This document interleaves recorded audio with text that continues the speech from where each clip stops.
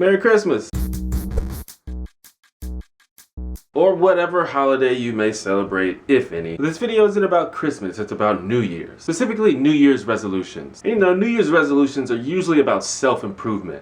Things like, I'm gonna lose weight, I'm gonna save money, I'm gonna quit smoking. And this is fine. I think striving to be the best version of yourself is a worthwhile goal. So if you're making these kinds of resolutions, I fully support that. Go for it. However, in this video, I'm gonna suggest some New Year's resolutions that involve other people. Because I think that not only should we try to improve ourselves, we should try to improve our interactions with other human beings. And I think you'll find that when we work on that, it still ends up benefiting us at the end of the day. So here are 5 ways that we can do that.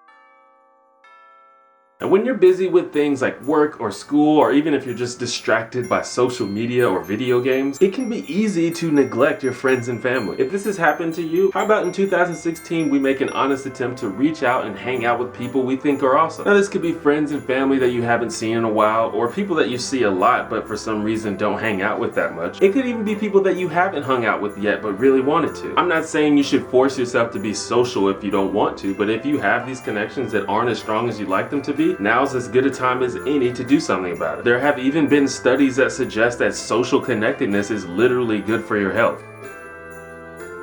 So I guess this one is sort of a compliment to the last one. Now obviously it's important to embrace positive social connections in your life, but it's just as important to do away with negative, toxic people that bring you down. And you don't necessarily have to completely remove these people from your life, but sometimes you're at a place where you're just negatively influenced and negatively affected when you're around someone. And when I say negative, I don't necessarily mean someone that makes you sad or angry, although if that is the case, I would definitely do something about that. But this can also include people that are usually unknowingly holding you back from the way that you want to live your life. Like if you made a resolution to eat healthier, but you have a friend that you know wouldn't support you or that makes fun of you. Depending on how committed you are, maybe you ought to cut down the time spent with that person.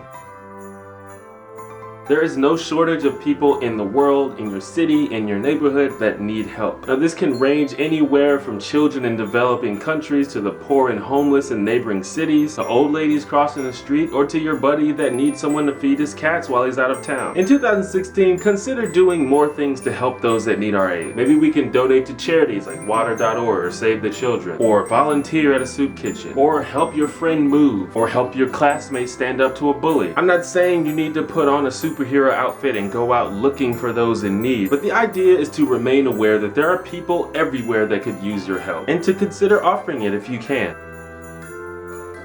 I know a lot of people have trouble telling people how they feel, either because they don't want to seem rude or they want to avoid an awkward confrontation, or a host of many reasons. But this can often result in deep frustration, confusion, and discontent. And sometimes we can find ourselves in situations that we're not entirely comfortable with. And on top of that, sometimes we let people get away with taking advantage of us when we shouldn't. Now don't get me wrong, I'm a big advocate of picking your battles. But at the same time, I think honest communication is essential, not just for our own sanity, but for helping others to understand where we're coming from. Lack of communication can also lead to awkward misunderstandings. Like there have been times where I felt like someone had done me wrong, but I learned later that they were really just too afraid or ashamed to come clean about how they really felt, so it came off as heartless or callous. Sometimes you have to deal with a little bit of awkwardness or sadness to prevent frustration and confusion down the line. Even if you're convinced that you're the nicest, most polite person ever, I still think it's a good idea to try and be considerate of other people's feelings consciously. And I know I've talked a lot about political correctness and people getting needlessly offended about things, but at the end of the day, if you're not being considerate of other people's feelings, even if you don't understand why or don't agree with why, you're still being an asshole. And I think we should all resolve to be less of an asshole in 2016. And I know many of you are strong-willed and say things like, respect is earned, not given. But my assertion is that the world would be better for all of us if we just listen to each other and engage each other respectfully and peacefully, even when we don't agree. That's just me though. I hope you guys are enjoying the holiday season, whether you are celebrating or not. If you have an idea for what the next video should be about, drop a comment. I want to give a shout out to all of the new subscribers. How you doing? If you like the video, please hit the thumbs up and subscribe if you like my hair.